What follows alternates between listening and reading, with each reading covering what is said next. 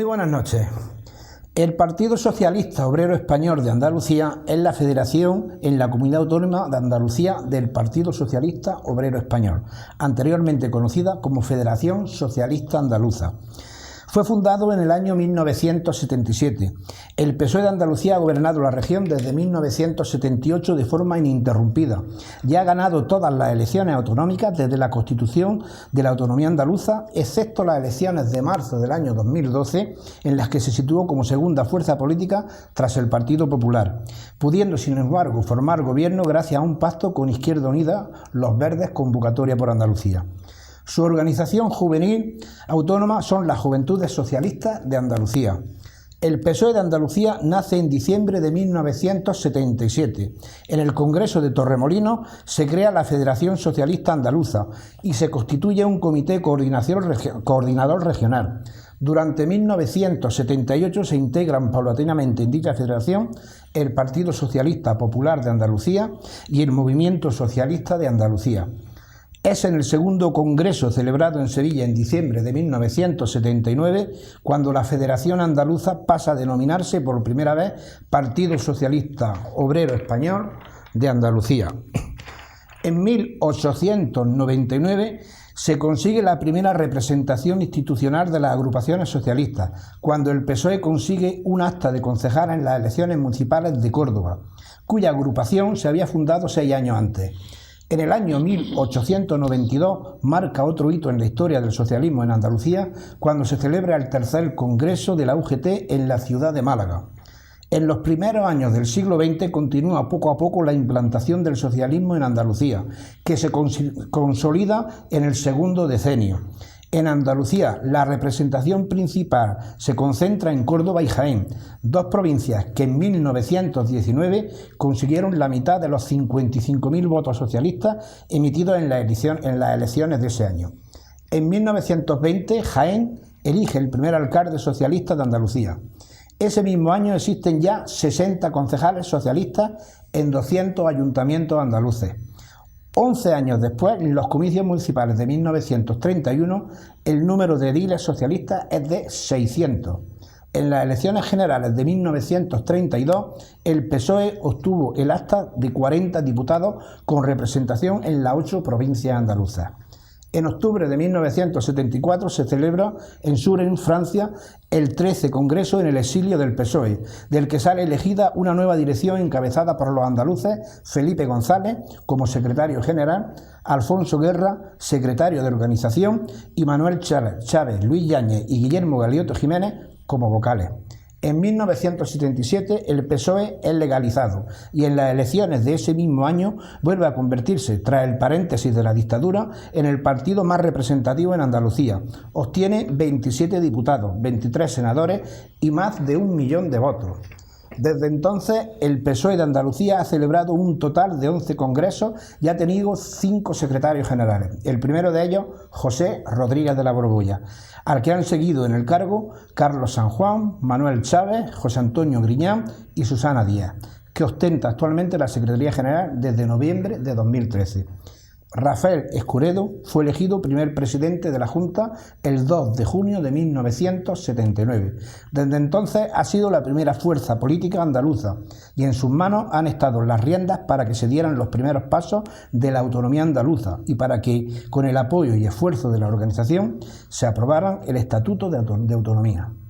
Bien, con esta introducción que les acabo de leer a modo de una pequeña historia del Partido Socialista de Andalucía, es evidente que esta noche contamos en nuestros estudios con la presencia de representantes del Partido Socialista Obrero Español de Andalucía y que son en concreto don Víctor Manuel Torres Caballero, alcalde de Marto y candidato para las próximas elecciones municipales, aunque no es el tema que nos ocupa esta noche, don José Latorre Ruiz, que ha sido hasta ahora parlamentario andaluz y que repite, va como candidato en las listas del PSOE, y doña Rosa Barranco Córdoba, que es actualmente concejal del Ayuntamiento de Marto y también candidata en las listas para el Parlamento de Andalucía. Muy buenas noches, bienvenidos a estos estudios y bueno, vamos a comenzar a hablar un poquito del Partido Socialista y de lo que son vuestros programas y vuestros proyectos para esta nueva campaña y esta nueva legislatura que se inicia. ¿Cómo ven ustedes al PSOE para el 2 de diciembre del año 2018?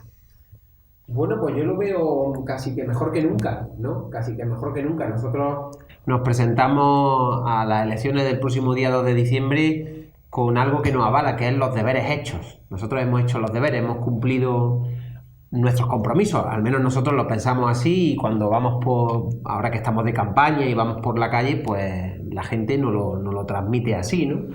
Hemos cumplido nuestros compromisos. Nosotros nos presentamos en el año 2015, que Rosa estará absolutamente de acuerdo y Víctor también. Nosotros nos presentamos en el año 2015 explicándole a la gente que íbamos a afrontar la legislatura poniendo a la familia en el centro, afrontando la crisis de otra manera distinta de hacer política a la que nos venía acostumbrando el Partido Popular desde el gobierno de España, y creo que eso pues lo hemos cumplido blindando la sanidad, blindando la educación, blindando la atención a la dependencia.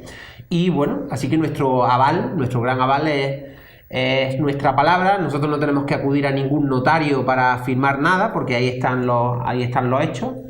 Y bueno, esa es nuestro aval, nuestra palabra y el trabajo cumplido de estos últimos 3 años, casi 4 años. Han faltado 3 meses solamente para completar la legislatura. Pues me lo pone, con perdón de la expresión, a huevo. ¿Cuáles han sido las causas de esta modificación del calendario electoral? ¿Por qué se ha producido este adelanto, aunque hayan sido prácticamente 4 meses? Bueno, todo el mundo sabe que nosotros firmamos un pacto de investidura, que no de gobierno, que son 2 cosas distintas, ¿no? Firmamos un pacto de investidura con Ciudadanos. Las reuniones eran periódicas. De hecho, en el mes de julio de este mismo año hubo una última reunión del seguimiento del pacto. El candidato de Ciudadanos y portavoz, Juan Marín, pues bueno, salió de aquella reunión diciendo que estaban contentos, que había un grado de cumplimiento de un 75%, habían pasado 3 años y medio, un 75% de cumplimiento, pero claro, yo creo que lo que ocurrió después fue que Albert Rivera tomó el mando de Ciudadanos en Andalucía. Son prácticamente una franquicia, aquí no tienen poder de decisión. Albert Rivera, pues bueno, está un poco cabreado porque Pedro Sánchez es presidente del gobierno de España, y desde ese momento pues dijo: en Andalucía ya no va a haber más estabilidad. Y además él pretende, que yo creo que así todo el mundo lo sabe, ¿no? Él pretende medirse con el Partido Popular, y la primera ocasión que tiene de medirse con el Partido Popular son en una elección en Andalucía. Por tanto, en ese momento ellos decidieron romper el pacto por algo que todo el mundo entiende que por el tema de los aforamientos, cuando sabe perfectamente que no solamente de Andalucía no se puede llegar ahí hasta el final, sino que tiene que ser a nivel estatal. Bueno, usaron esa excusa y rompieron ellos el pacto, y al final, pues, cuando se rompe ese pacto, o Ciudadanos rompe el pacto, lo mejor es que hablen los andaluces y las andaluzas, ¿no? En cualquier caso, 3 meses de adelanto electoral en una convocatoria es algo, bueno, pues, que prácticamente se produce. Es decir, si tenían que haber sido las elecciones, si no el 25 de marzo, sí, con una Navidad por medio y poco más, es decir, la gestión hubiera sido prácticamente la misma, y por lo tanto los tiempos, bueno, lo que pasa es que venimos prácticamente un año escuchando por parte del resto de formaciones políticas que iban a adelantarse, y en algún momento tenían que acertar, siempre y cuando no fueran el 25 de marzo. ¿No hubiese sido mejor, Víctor, ya que dejar estas para el marzo y adelantar las municipales y ahorrarnos una...? Es que eso no lo permite la ley. Es decir, la ley establece que las elecciones municipales son cada 4º domingo de mayo cada 4 años, y las elecciones municipales son inamovibles del calendario electoral, salvo que se produzca una disolución de un ayuntamiento, que en el caso de Andalucía creo que tampoco solo se ha producido una vez, que fue la disolución del ayuntamiento de Marbella, cuando se gobernaba por el GIL y demás, ¿no? Entonces, es decir, las elecciones municipales son inamovibles, lo mismo que lo son las elecciones autonómicas del resto de comunidades autónomas que no entraron por la vía rápida al estatuto. Es decir, salvo Cataluña, Galicia, País Vasco y Andalucía, también son el 4º domingo de mayo. Los estatutos de la vía rápida del 151 da la prerrogativa a los presidentes de Cataluña, Galicia, País Vasco y Andalucía de poder hacer una convocatoria de elecciones según las necesidades. cualquier caso, yo creo que lo más importante lo ha dicho José. La búsqueda de una estabilidad política es, sin lugar a dudas, la mejor fortaleza que puede tener un gobierno. Sí. Los medios de comunicación, sin embargo, les leo literalmente, y ustedes comentan este aspecto, dicen que una de las causas que ha llevado a la presidenta a adelantar las elecciones es esquivar la sentencia de los seres o para evitar debatir en el Parlamento el informe de la UCO del uso de tarjetas de la Junta.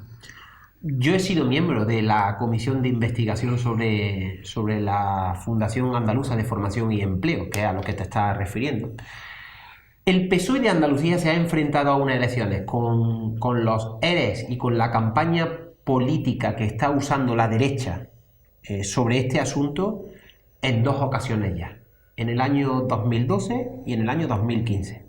No es la única campaña en la que nos enfrentamos a un partido político o a varios partidos políticos que están intentando utilizar pues lo que hayan hecho algunos para atacar al Partido Socialista. Nosotros en esto siempre vamos a defender lo mismo, que la justicia se pronuncie lo más rápido posible. Todo el mundo sabe que cuando la justicia es lenta, pues bueno, cuando llega al final la sentencia, pues al final la gente tiene una sensación, ¿verdad?, de que no se ha hecho la suficientemente justicia. Por eso nosotros lo que queremos es que se pronuncien lo antes posible, y ese argumento pues se cae por su propio peso, porque entre otras cosas todo el mundo sabe, yo en mi caso soy licenciado en Derecho, los que nos estén escuchando y que sepan un poco de estos asuntos, todo el mundo sabe, porque ya lo han dicho los propios tribunales, que la sentencia del caso ERE será para julio o agosto o septiembre, agosto no porque los tribunales no están, pero a julio o septiembre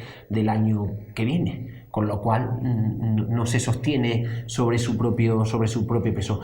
A nosotros lo que verdaderamente nos ocupa, más que nos preocupa, es que se haga justicia. El que la haya hecho, que la pague. El que la haya hecho, que la pague. Ahora, que no pretendan compararnos con otros casos de corrupción del Partido Popular, porque, y esto creo que la gente lo entiende muy bien, no es lo mismo meter la pata con un papel que meter la mano. Y en este caso, lo digo por los 2 expresidentes de la Junta de Andalucía, tanto José Antonio Griñán como Manuel Chávez. Nosotros confiamos plenamente en su honradez, su honorabilidad. De hecho, no se le acusa de haberse llevado el dinero. Entonces, insisto, no es lo mismo meter la mano y tener dinero en cuenta en Suiza que meter la pata. Son 2 cosas completamente distintas. Sin embargo, a Rajoy tampoco se le ha acusado de llevarse el dinero y está en su casa. Pero por una vía democrática, que es la de la moción de censura. Sí, pero está en su casa. Es decir, está en su casa por los mecanismos que la propia Constitución y la democracia establece, mediante una moción de censura donde las fuerzas políticas han sumado la mayoría que se establece constitucionalmente para poder formar un gobierno. Y además, la mitad del gobierno del Partido Popular de los años 96 y 2000, donde él era vicepresidente del gobierno, sí que está en la cárcel. Y en la Audiencia Nacional ha dictaminado que, que el Partido Popular como organización política sí que está condenado por financiación ilegal. En este sentido, pues que evidencia mucho las diferencias en los que hay. Es el único partido político que está condenado por financiación ilegal, o lo que es lo mismo, por corrupción. Sí. Aunque se ha salido un poco del tema, ya veis que me está saliendo un poco el guión, pero en fin, hablando de la justicia, tú que eres licenciado en Derecho, se queja muchas veces el pueblo, con toda la razón del mundo, a de la lentitud de otras cosas de la justicia, pero funciona la justicia, lo digo a raíz de que hay muchos políticos que al cabo de muchos años sí están terminando con sus huesos en prisión, tanto en Madrid como aquí en Andalucía, otros que era impensable están siendo juzgados. ¿Funciona realmente la justicia en España? Ya no digo a nivel andaluz. Bueno, en Andalucía no ha terminado ninguno en prisión. Bueno, no lo he dicho, ¿eh? En Andalucía no ha terminado ninguno en prisión. Que están siendo juzgados. Están juzgados en este caso, sí. Pero bueno, pues la justicia, el problema que tiene fundamentalmente es que es lenta, bajo mi punto de vista. Pero al final imparte justicia. Bueno, pues posiblemente también juguemos con el tema de los medios de comunicación, cuya inmediatez es distinta a la de la propia justicia. Y hemos visto ya numerosos casos en los cuales, por desgracia, algunos he tenido que vivir de más cerca, donde imágenes impactantes luego se han resuelto en que no había nada ahí en el archivo. Con un problema también, y es que a esas personas su honor se ha puesto en entredicho. Y como dice mi abuela, el vaso de agua que se derrama ya es muy difícil recogerlo. Y eso yo creo que también habría que hacérselo ver, ¿eh?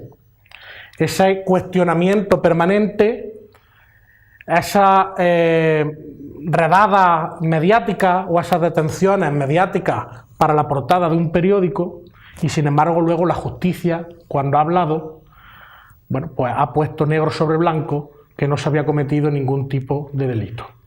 Pero es lógico, Víctor, que un día sí y otro también se esté hablando de la Gürtel y de los ERE apenas se habla. Yo no estoy de acuerdo en eso. Posiblemente es que a cada uno le duela más de lo que se habla, porque yo cuestionaría que para mí, quien utiliza mucho más el tema de los ERTE y lleva muchos más años, y José lo ha dicho anteriormente, y ha participado en las campañas del 2012 y del 2015, pues sin embargo de la Gürtel, y la Gürtel se ha terminado, y ha terminado con gente del Partido Popular en la cárcel. Por lo tanto, yo no comparto esa reflexión de que se hable de uno de más que de otro. Está la hemeroteca. Perfectamente. Y la relevancia de los casos, etcétera, etcétera. Pero bueno, en esas circunstancias, bueno, pues nos vemos envueltos. Lógicamente no debería hablarse de ninguno, porque no deberían existir, porque lo que no deberían es existir. Pero bueno, para eso están también los distintos mecanismos que son los que establece la Administración de Justicia. Es lógico, José, que haya una organización como la que se está dando a entender con el tema de los ERE dentro de la Junta de Andalucía para que estos casos no se descubran antes y no lleguen a lo que dice Víctor al final que se ha llegado. Vamos a ver, yo creo importante que podamos... ¿Será una sensación de mala organización dentro de la Junta enorme? No, vamos a ver, yo creo que estamos hablando de dos cosas que son muy distintas y que si lo explicamos con detenimiento y como nos dais la oportunidad de explicarlo con detenimiento, la gente lo puede entender. Con el caso de los ERE, ahora mismo lo que se está debatiendo efectivamente es un procedimiento que se llama un procedimiento político, porque se está juzgando a las personas que tenían responsabilidades y efectivamente se está discutiendo sobre si el sistema era el adecuado o no para dar las subvenciones. Es decir, no se está discutiendo que sobre ese sistema haya habido intrusos, eso será en otra vía, porque es verdad, y por eso han pisado la cárcel, que había un señor que utilizó fondos de la administración pública para premiar a algunos familiares, a alguna empresa amiga, y por tanto ese señor tendrá que terminar pues donde terminan todos los delincuentes. Eso es evidente. Ahora lo que se está tratando, en el juicio que se está tratando ahora, es de determinar si el sistema por el que se concedían las subvenciones, por cierto que es el mismo sistema que usaba el Ministerio, el mismo sistema, era o no conforme a la legalidad. Pero insisto en una cuestión. La presidenta Susana Díaz lleva 5 años de presidenta de la Junta de Andalucía. ¿Por qué el Partido Popular, Ciudadanos, el resto de partidos políticos habla única y exclusivamente de los ERE? Ni siquiera ya de los cursos de formación. ¿Por qué? Porque ya se ha demostrado que no había nada, absolutamente nada. Todos los casos de archivos de cursos de formación han sido archivados. ¿Por qué habla de los ERE el Partido Popular Ciudadano? Porque en los 5 años de la presidenta Susana Díaz al frente del gobierno no pueden encontrarle absolutamente nada. Porque la presidenta cuando entró puso mecanismos, por si hubiese algún tipo de duda, de control superiores a los que ya había. No estoy diciendo que no hubiese mecanismos de control, sino que mecanismos de control superiores a los que ya había. Por tanto, nosotros, insisto, no es la primera vez que nos enfrentamos a una campaña electoral con el Partido Popular tirándonos los ERE a la cabeza. Yo creo que la gente ahora mismo quiere, lo que quiere es que propongamos cosas para los próximos 4 años, que demos además explicaciones de lo que hemos hecho en estos últimos 4 años, creo que es fundamental, y lo que tenemos todos que hacer por responsabilidad es dejar a la justicia trabajar, que cuando se deja a la justicia trabajar, funciona y funciona muy bien porque tenemos magníficos profesionales dentro del sistema de justicia. Por tanto, vamos a dejar a la justicia trabajar y vamos a tener una campaña, creo que limpia, con propuestas, que es lo que necesita la gente. Propuestas. Rosa, ¿los andaluces somos conservadores? No, a la vista está que no, ¿no? ¿Y cómo se explica que durante 38 años estemos votando al mismo partido? Pero yo creo que eso no es una similitud a ser conservador. Yo creo que los andaluces llevamos 37 años votando al mismo partido libremente. Las urnas estaban ahí para todo el mundo y así lo han elegido. Yo creo que los andaluces son profundamente progresistas, son profundamente avanzados, y que ellos apuestan por un modelo que es el modelo que tiene el Partido Socialista, que es diferente al que tienen otros partidos.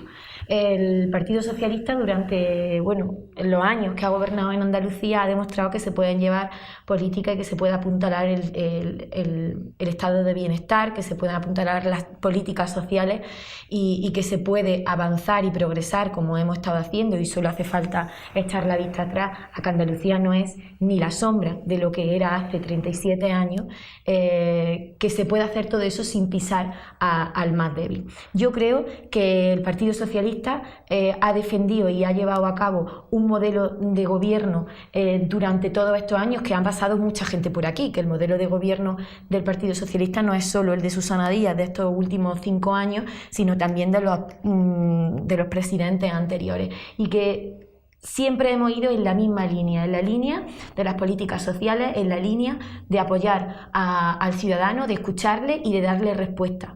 Y que podríamos tener otras cosas, que podríamos ser una comunidad autónoma de otra manera, sí, pero los andaluces han elegido durante 37 años tener este modelo. Cosa que podían haber elegido otro, como por ejemplo en Castilla y León, que han elegido durante los mismos años, que siempre se habla de que en Andalucía siempre están gobernando los mismos, pero en Castilla y León también han apostado durante todos estos años por otro modelo de gobierno.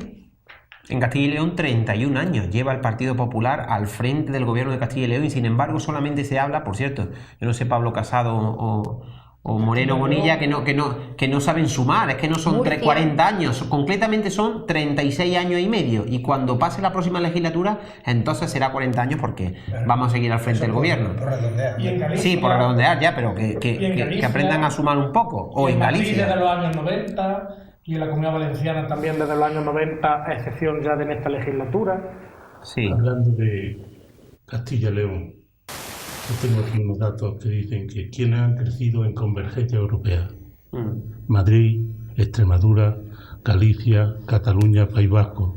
Madrid, Cataluña y País Vasco se sabe porque son la gente rica de España.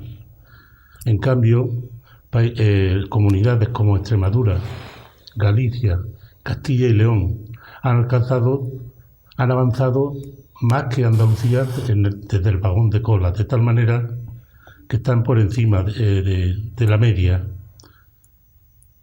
Por ejemplo, en Producto Interior Bruto, la renta per cápita de Andalucía estaba en el año, por ejemplo, 83 en un 75,5% del Producto Interior Bruto, y ahora estamos en un 74% después de haber recibido 102.000 millones de la Comunidad Económica Europea. No somos En el 83, el paro en Andalucía estaba en el 23% en el conjunto de España. En España, en esa época, estaba en un 17%. O sea, entre 5 y 6 puntos por encima. Ahora estamos 8 puntos por encima. O sea, hay comunidades autónomas que han avanzado más que nosotros cuando partían de la misma base que nosotros. No estoy de acuerdo. Pues la estadística está aquí. No estoy de acuerdo. Tenemos... la estadística está aquí. Y la estadística no miente. Pero yo puedo dar también datos de estadística. No estoy de acuerdo en absoluto con ese argumento, porque además teníamos casi para muchas horas para discutir sobre todo eso, porque ha utilizado algunos datos muy relevantes en materia de Producto Interior Bruto, en materia en otro tipo de datos. Vamos a ver, cuando alguien dice nosotros llevamos 37 años y Andalucía no ha avanzado nada. Después de esos 102.700 millones. No somos la comunidad autónoma que más fondos europeos ha recibido. Pero bueno, después de eso. No somos la comunidad autónoma. Después de eso, hombre, que 102.000 millones son dinero. Pero voy a dar algunos argumentos que creo que importan y que la gente tiene que tener en cuenta.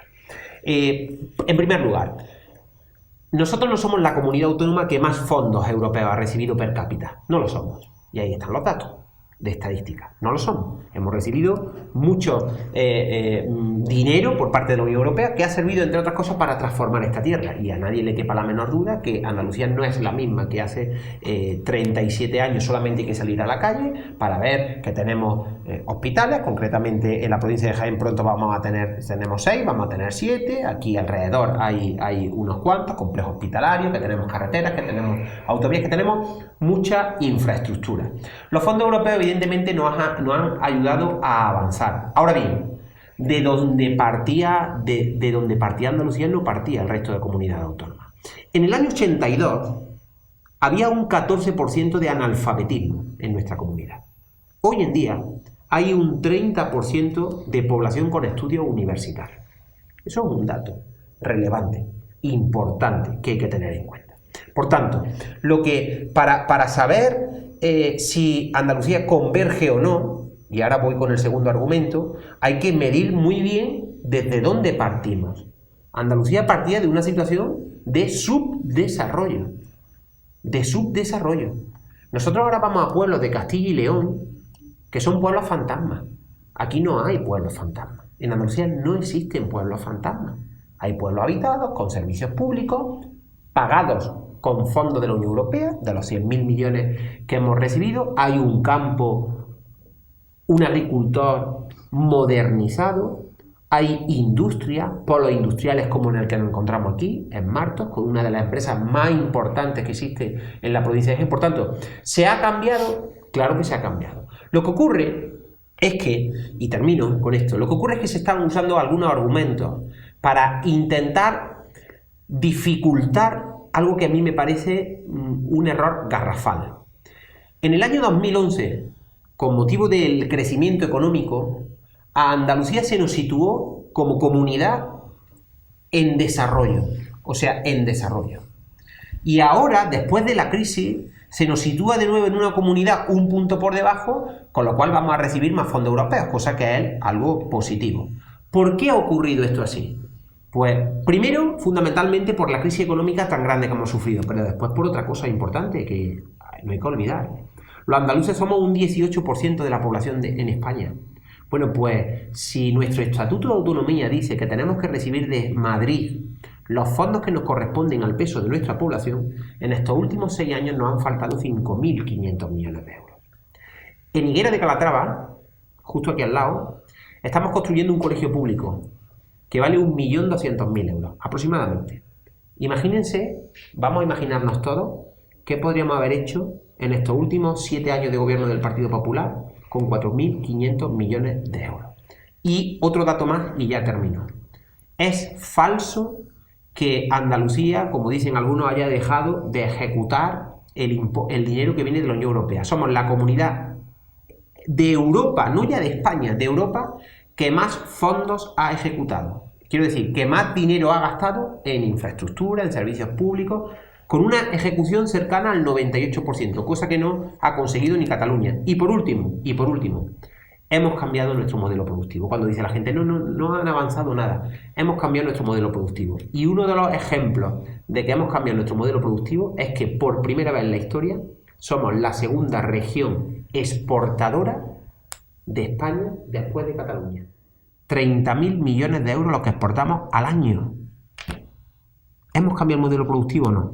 Yo creo que sí. Bueno, y la gente lo nota. vamos a avanzar un poco sin... ¿Y cuáles son los puntos fuertes del programa del PSOE? Eso es lo que yo quería preguntar. Vamos a juntar, cuéntanos los puntos fuertes del programa y haznos un diagnóstico, así juntamos dos preguntas, de los principales problemas que tiene Andalucía y las soluciones o los puntos fuertes que vaya a aplicar para darle respuesta a estas necesidades.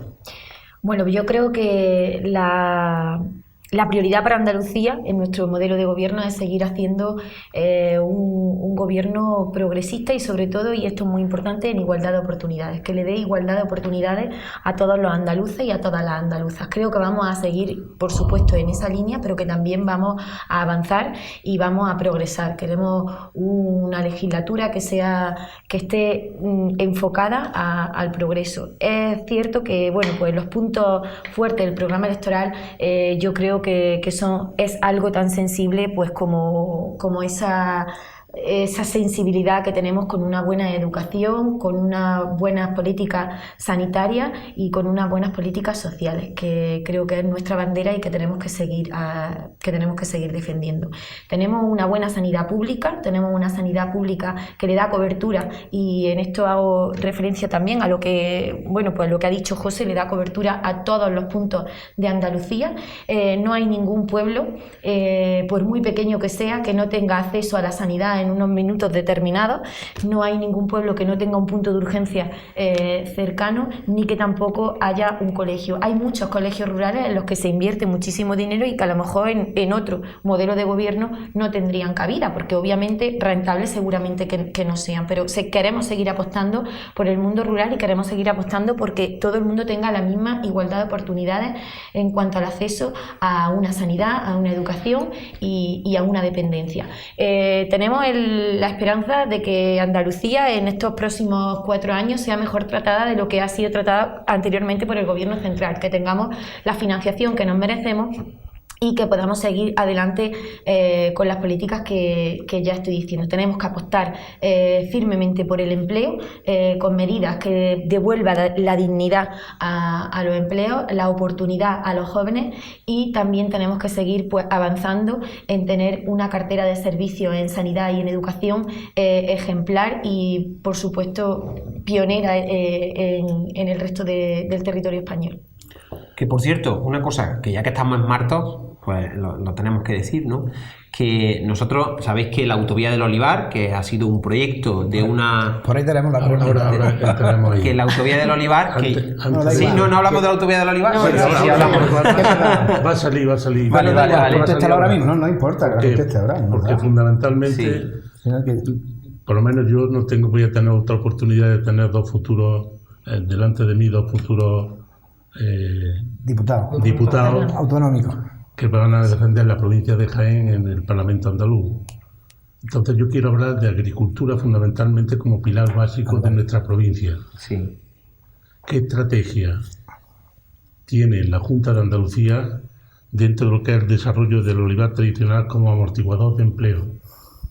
Teniendo presente que hay problemas con lo que es el riego, qué ayuda va a tener el riego, carreras rurales y su culminación definitiva, formación profesional ad hoc, en medio ambiente, en transformación del olivar tradicional y en técnicas de comercialización.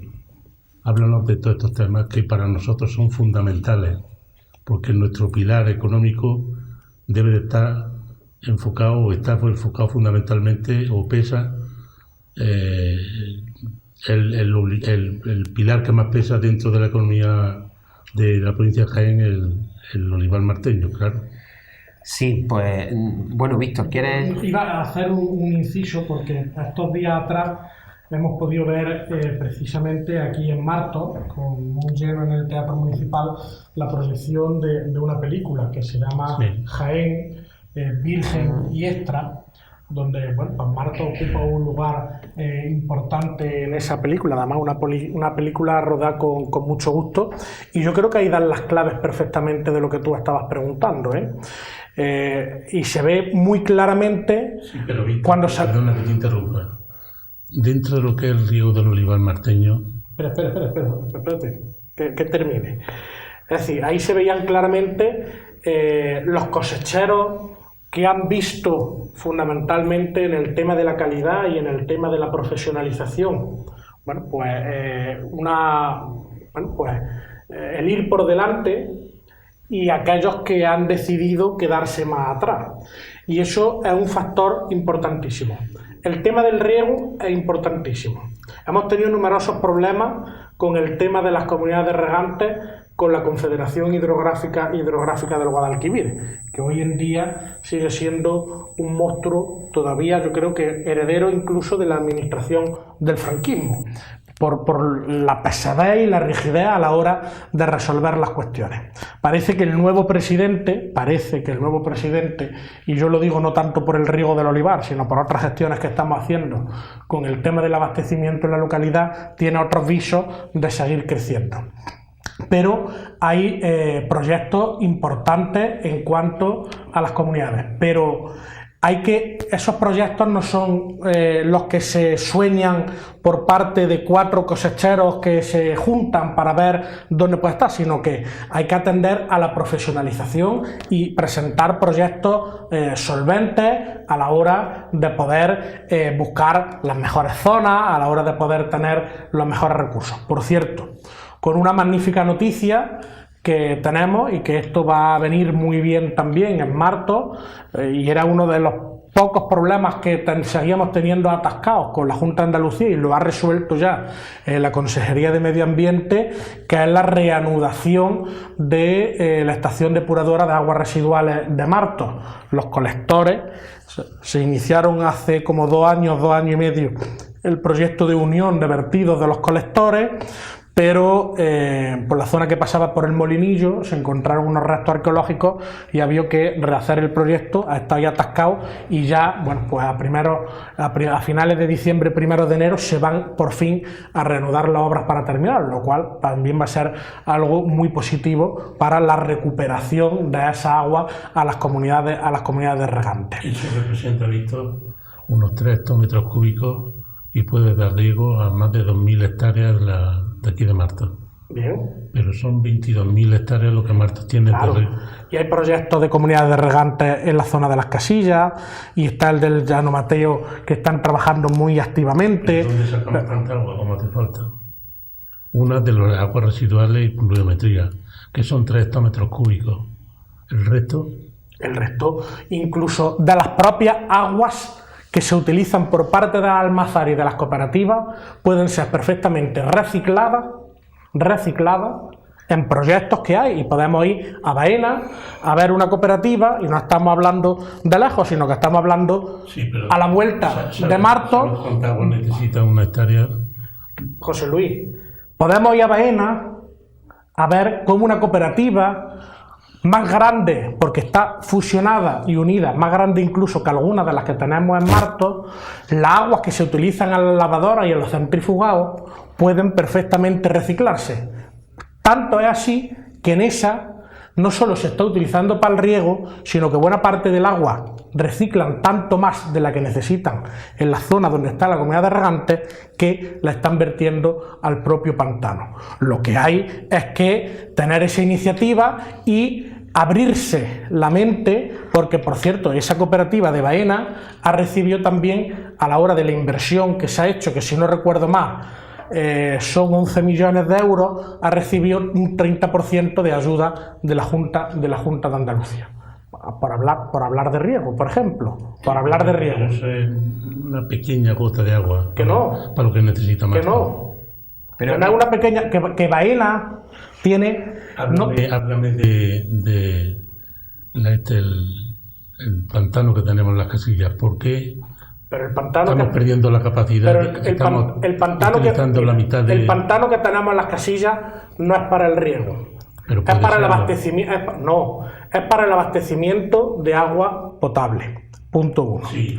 Las propiedades que tiene el agua del Víbora son muy salinas, lo cual, en buena parte, utilizar ese agua para el riego no sería tan positivo por las propiedades que tiene. De hecho, para la depuración del consumo humano, nosotros ni siquiera en Martos bebemos agua de ese pantano, sino que bebemos agua de la que viene de Valdepeñas, no de la maleza, una parte cuando llueve, que es el manantial propio que tenemos. Pero la que va a la estación de tratamiento de agua potable, a la ETAP, viene de Valdepeñas, del sondeo de Gracia Morenita y de la zona del Albercón. Porque es tan salina el agua del Víbora que necesita un triple tratamiento de ósmosis, que es un sistema para desalinizar ese agua que necesita mucho consumo eléctrico y que por lo tanto ese costo es mayor que el de 360 kilómetros agua abajo, incluso con algunas elevaciones de agua y demás por la situación de la infraestructura.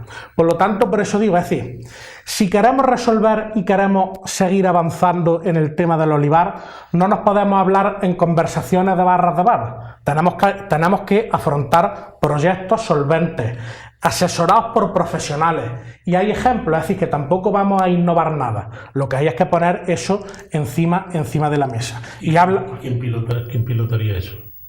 Pues la iniciativa tienen que tomarla las propias cooperativas y la administración acompañar a las propias cooperativas. Eso está clarísimo.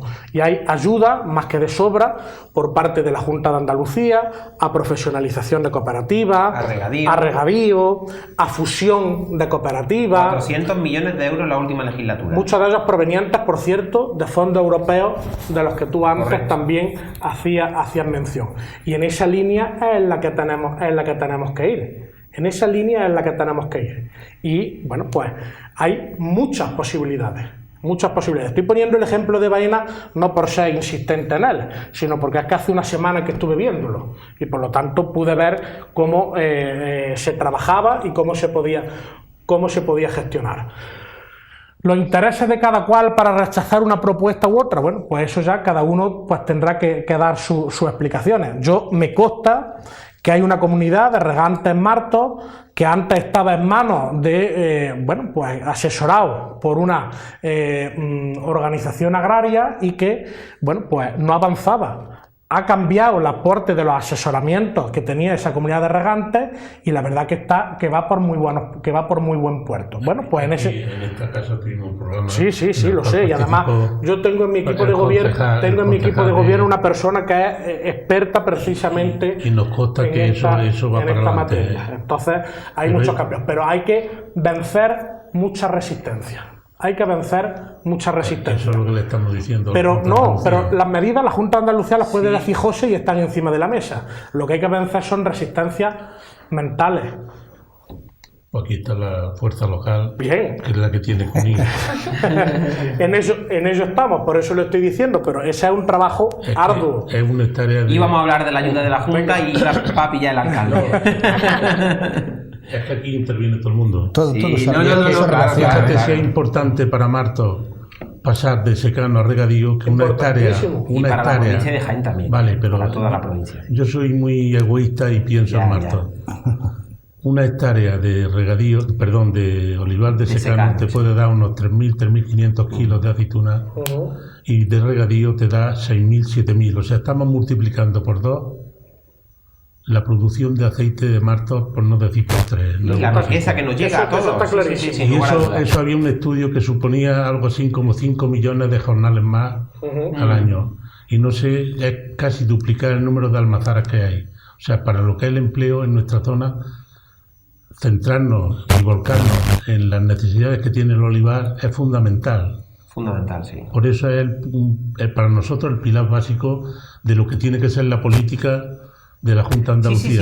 Sí, de hecho, en estos últimos 4 años, como antes ha dicho Víctor, en estos últimos 4 años se han puesto en marcha 2 tipos de líneas de ayudas por parte de la Consejería de Agricultura. Una que va encaminada a la modernización, que tiene que ver con la modernización de la maquinaria, que tiene que ver con el cultivo intensivo, que es una parte, y luego la otra parte son las ayudas directamente al regadío, que por cierto, que son las mismas líneas de ayudas que podemos usar cuando de una vez por todas el gobierno de España, nosotros, gobierne quien gobierne, vamos a seguir insistiendo, como ejemplo, la presa de Siles, que se construyó una parte para abastecimiento y otra parte para regadío, que hacen falta construir las canalizaciones en alta, después vendrán lo que es el sistema de regadío y para eso hay un compromiso de la Junta de Andalucía, es decir, que el dinero y las líneas se aprueban todos los años, tanto para modernización como para regadío. Ahora, lo que ha dicho Víctor, evidentemente tenemos que, al final la iniciativa, las ayudas están, al final la iniciativa tiene que venir también de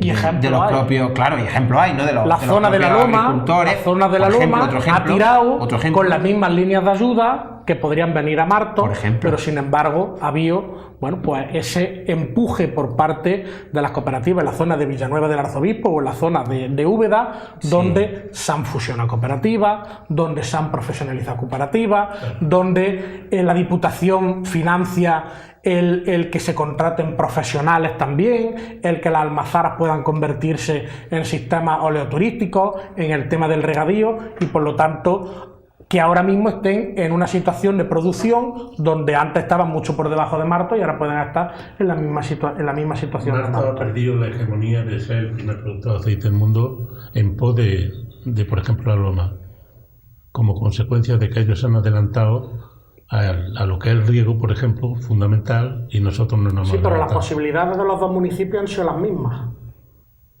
Es posible. No es posible, no, asegura. Es decir, cuando la Junta de Andalucía saca una convocatoria de ayuda, no dice esta para aquí y para Martos, no, la saca para todos. No te olvides de que esta gente está al lado del Guadalquivir, nosotros estamos a 70, 80 kilómetros, y eso a lo mejor ha dificultado, o porque los marteños o el pueblo de Martos es más perezoso en ese tema, que no lo sé, eso habría que verlo. Pero bueno, es un tema que hay que sacarlo y fundamental. No olvidemos tampoco también el tema de lo que son los carriles, fundamental también para la llegada del producto al punto de transformación, y sobre todo la parte de la comercialización, que es otro punto fundamental dentro de lo que es nuestro fruto.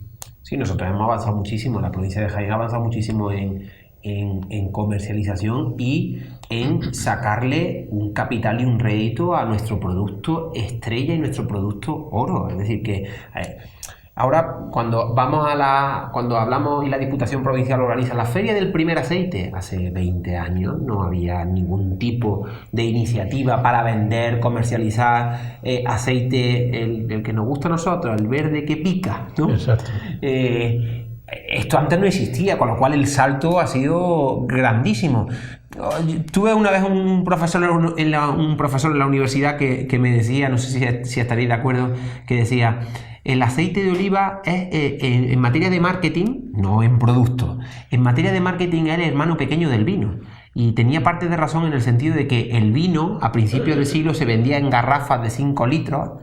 El vino en Jerez se vendía en garrafas de 5 litros y ahora el vino se vende como se vende, ¿no? Pues el aceite lo vendíamos y lo seguimos vendiendo pues para el consumo familiar, lo seguimos vendiendo pues, todavía en garrafas, pero ya tenemos otro tipo de vías comercializadoras, ¿no? En fin, hay aceites que en estos momentos 500 mililitros, medio litro de aceite lo están vendiendo a 10 y 12 euros según qué tipo de aceite, con lo cual yo creo que el avance es muy importante. ¿Cuál es nuestro trabajo como responsables políticos?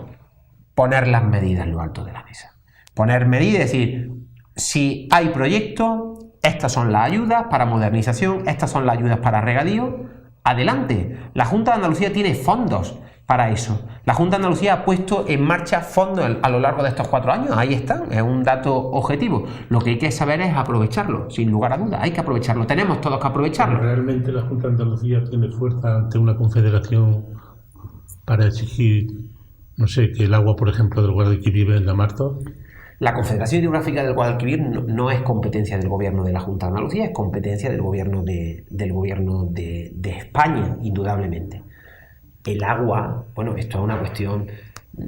El agua no es ilimitada para nadie, evidentemente, ¿no? Las cuencas se tienen que regir, pues, en base, evidentemente, a lo que tenga cada territorio concedido en materia de riego, ¿no? Que sabéis que esto habría. En fin, esto es que nos da también para estar mucho tiempo hablando sobre esto, ¿no? Sobre si hay mucho. Claro. En esta zona es que estamos lejos del Guadalquivir. El problema es otro. Claro, entonces que esto nos daría para mucho, ¿no? Yo creo que lo importante es que animar, sobre todo, a los agricultores, a la gente que está al frente de las cooperativas, que los mecanismos están. Lo que hay es que hacerse con ellos y utilizarlos. Los mecanismos están. Se han usado en muchas comarcas de Jaén. Tenemos que avanzar, vamos a cerrar ya el tema del olivar. Piensa, Pepe, que hemos tocado el punto fundamental para nosotros. Sí, yo sé que tú querías tocar ese punto. Pero vamos a ver, porque esto nos queda poco, ya nos han avisado que nos queda poco tiempo. Entonces, autovía del olivar, que no se nos quede también. Las otras preguntas son menos importantes, por ejemplo, del apoyo, los pastos, esto. Vamos a dejarlo. Si da tiempo lo hacemos, si no, autovía del olivar. Temas fundamentales. La llevamos en el programa electoral como no podía ser de otra manera. Para nosotros es fundamental. Además, se ha comprometido la propia presidenta, que lo dijo ella hace muy pocos días aquí en Jaén. Sabéis que, bueno, la autovía del olivar, que nos conecta con Úbeda y Baeza y Estepa, que pasa por Martos. A nosotros, lo que es el tramo de la provincia de Jaén, todo el mundo sabe, está todo terminado, salvo el último tramo que conecta Martos con Alcaudete, con el límite de la provincia de Córdoba. Y nosotros nos comprometemos a tenerlo terminado cuando termine esta legislatura. De hecho, está en obras, ¿no? No, está terminada. La autovía, lo que es la autovía del olivar, que conecta Úbeda que conecta Úbeda con Estepa, sabéis que hay unos tramos hechos en la provincia de Córdoba, pero con lo que compete a la provincia de Jaén está todo terminado, excepto está al 75% ejecutado, vamos, listo, pero falta Martos-Alcaudete. Claro, falta Martos-Alcaudete. De hecho, la presidenta de la Junta de Andalucía se ha comprometido a sacar el proyecto, a sacar la licitación del proyecto antes de final de año, y a terminar evidentemente las obras hasta cuando termine la legislatura, que será en 4 años, ¿no? Yo creo que es un compromiso después de toda la crisis que hemos pasado, donde hemos puesto el foco en los servicios públicos fundamentales que dan tranquilidad a la gente, que al final es la educación, la sanidad y la dependencia. Pues es verdad que algunas infraestructuras se han quedado paralizadas, es normal, ¿no? Si hay poco dinero, entra menos dinero, pues hay que atender. Para nosotros lo fundamental ha sido eso, ¿no? Pero ahora que hay crecimiento económico, que gracias a un gobierno del Partido Socialista de Pedro Sánchez, que se ha comprometido en este caso a inyectar más dinero para Andalucía, entre otras cosas porque lo merecemos por población, pues evidentemente tendremos mucho más margen, y dentro de ese margen evidentemente está la autovía del Olivar, la puesta en marcha del tranvía de Jaén, el Linares-Badoyano, que nos va a permitir conectar el puerto Linares, toda la parte empresarial con el corredor central mediterráneo, que va a surgir un foco de empleo y muchos más proyectos, evidentemente, para la provincia de Jaén, claro que sí. De hecho, ahí hay una parte importante en Martos, que sabéis que con el acuerdo que hemos firmado con la Consejería para la construcción de una nueva zona industrial pues paralela a esa futura autovía del Olivar, hay un compromiso por parte del consejero de, pues lógicamente llevar la autovía hasta esa zona y el poder también abrir un ramal que comunique también el polígono existente, digamos las traseras de Andaltés, desde la final de Rompeserones, las traseras de Andaltés, hacia la nueva zona industrial, para que también se pueda comunicar y el polígono tenga también otra salida directa a la autovía, o en este caso a la carretera. Yo quería seguir con el tema del olivar. Bueno, venga. A otro punto que para Martos es fundamental, con el tema del polígono olivarero. Tenemos Almazaras, todas ellas prácticamente metidas en el casco urbano, y tú conoces la problemática mejor que nadie. Eso pasa en muchos pueblos, claro, sí. Exacto. ¿Qué es lo que va a pasar con todo esto? Porque la única salida que había era el polígono olivarero, y el polígono olivarero parece ser que ha tenido una transformación, y ahí ya se pueden meter industrias que no son Almazaras. El polígono olivarero, que fue una excelente idea en su momento, con el objetivo de lo que estamos hablando, de lo que hemos hablado anteriormente, de la fusión de cooperativas, donde hubo una sociedad que invirtió también una gran cantidad de dinero para comprar esos terrenos, donde el Ayuntamiento de Martos puso encima de la mesa todos los recursos posibles para que el polígono olivarero pues pudiese ver la luz y pudiese crearse, hasta tal punto de que todas las parcelas donde hoy se encuentran las cooperativas en Martos tienen la máxima edificabilidad, con el objetivo de que la venta de ese suelo con esa máxima edificabilidad posible le retorne el fondo para el traslado al polígono olivarero. Y además también estaba el compromiso de que los aproximadamente 30.000, 40.000 metros de dotaciones públicas que le correspondían al Ayuntamiento de Martos fuesen también cedidas a esas cooperativas, con el objetivo de que pasase también en el ámbito de las cooperativas, como ha pasado en la zona de Villanueva, por ejemplo, que se fusionasen en una, tuviese mucho mayor tamaño, estuviese más profesionalizada, se redujesen costes, etcétera, etcétera. Eso estamos hablando de los inicios de los años 2000, estamos en el 2018, casi para el 2019, y no ha habido voluntad en ese sentido de ese traslado. En cualquier caso, el que hoy la posibilidad de la zona que iba destinada al polígono industrial, que toda la zona, estamos hablando de 350.000 metros y posiblemente con 60 o con 70.000 metros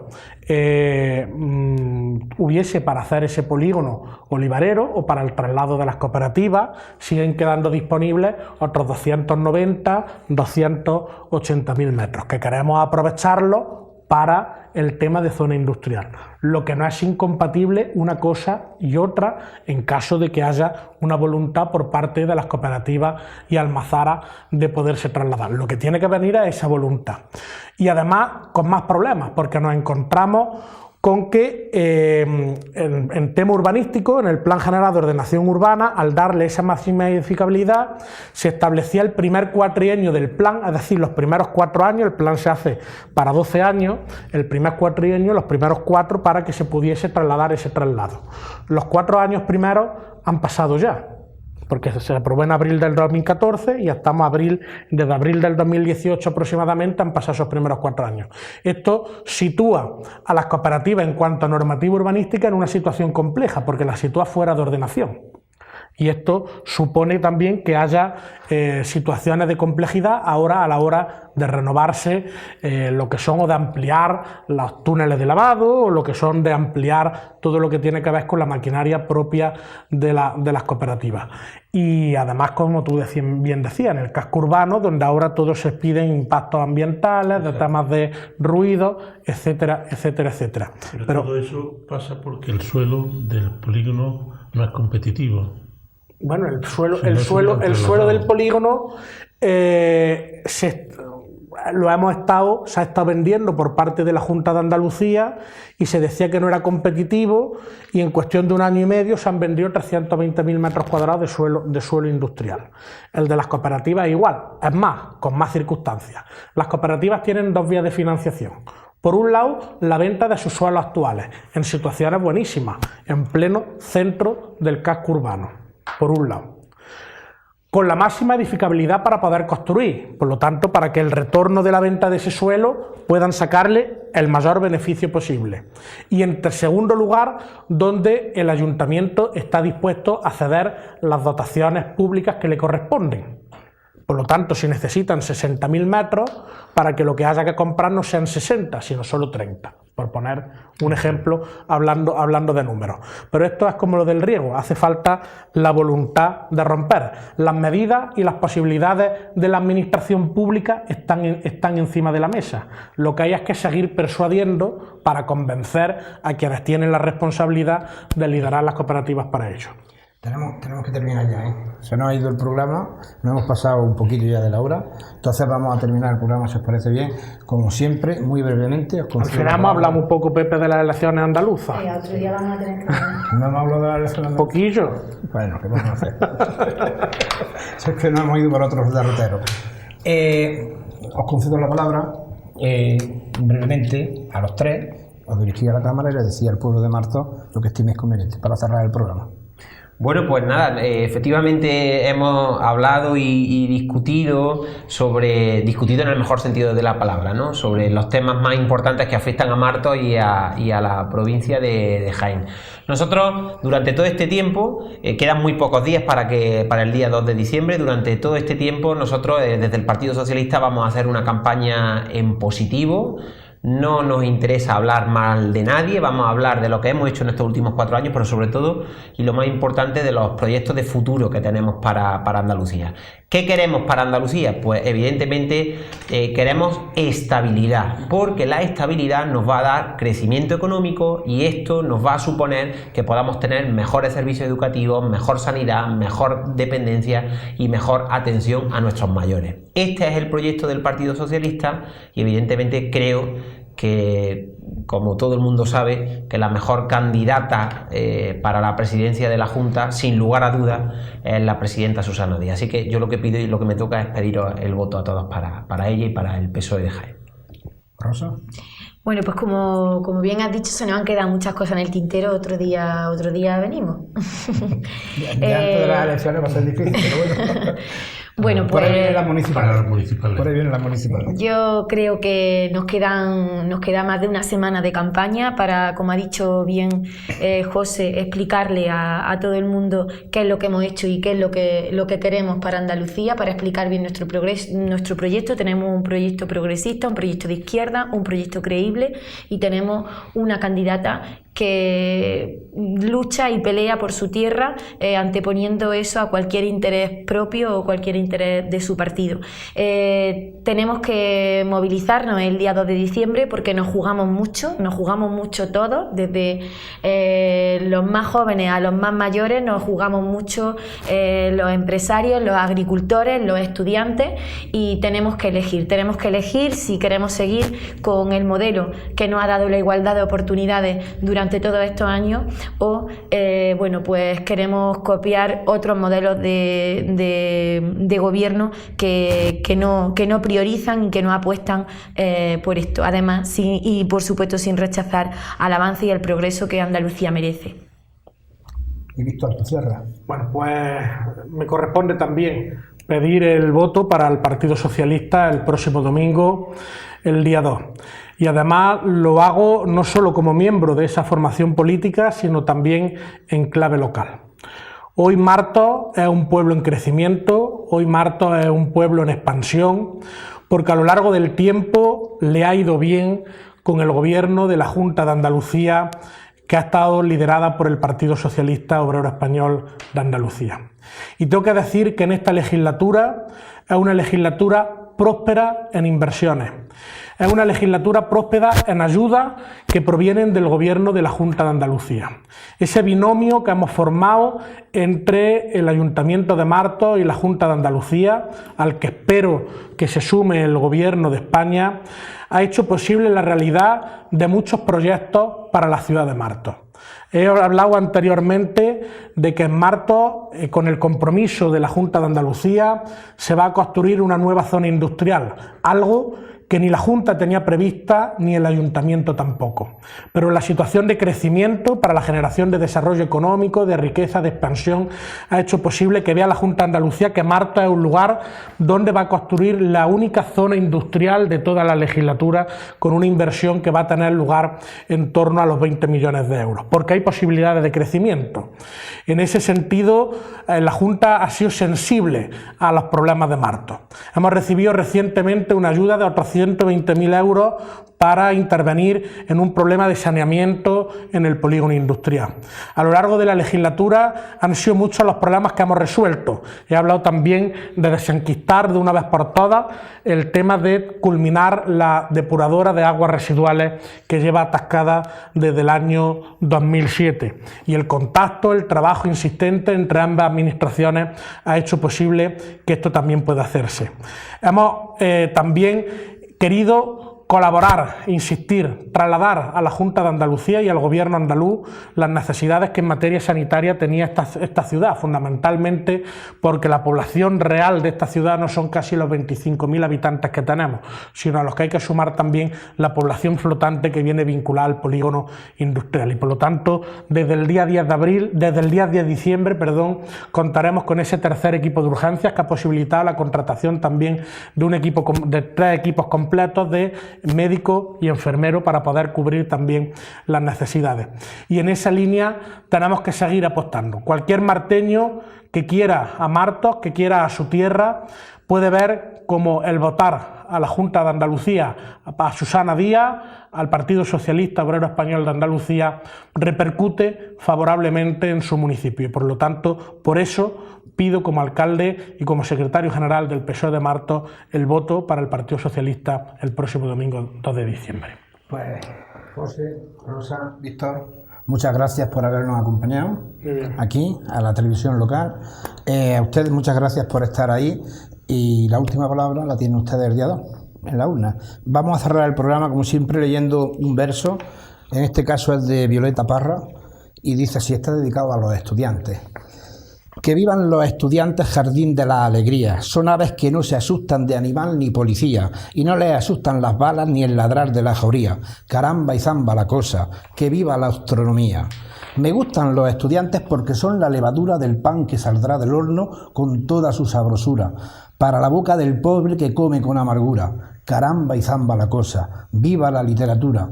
Me gustan los estudiantes porque levantan el pecho cuando le dicen harina, sabiendo que es afrecho, y no hacen el sordomudo cuando se presenta el hecho. Caramba y zamba la cosa, el código del derecho. Me gustan los estudiantes que marchan sobre la ruina, con las banderas en alto van toda la estudiantina. Son químicos y doctores, cirujanos y dentistas. Caramba y zamba la cosa, vivan los especialistas. Y me gustan los estudiantes que con muy clara elocuencia a la bolsa negra sacra le bajan las indulgencias, porque ¿hasta cuánto nos dura, señores, la penitencia? Caramba y zamba la cosa, que viva toda la ciencia. Muy buenas noches y hasta el próximo programa.